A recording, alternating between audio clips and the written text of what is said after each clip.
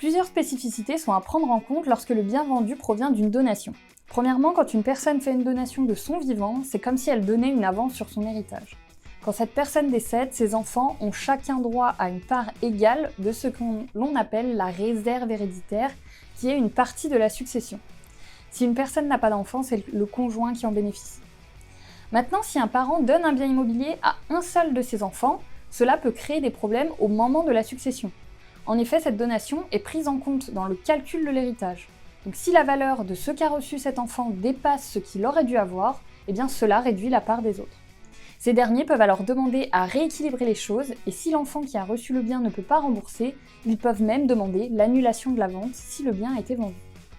C'est pourquoi, pour éviter ces problèmes, il est nécessaire de faire participer les autres héritiers avant de vendre un bien reçu en donation et donc d'obtenir leur accord. Deuxièmement, l'acte de donation peut contenir des clauses qui empêchent celui qui a reçu le bien de le vendre. Il convient de bien regarder l'acte. Si une clause est nommée clause d'inaliénabilité ou clause de retour conventionnel ou toute autre clause qui indique que le donataire ne peut vendre qu'avec l'accord de celui qui lui a donné le bien, donc le donateur.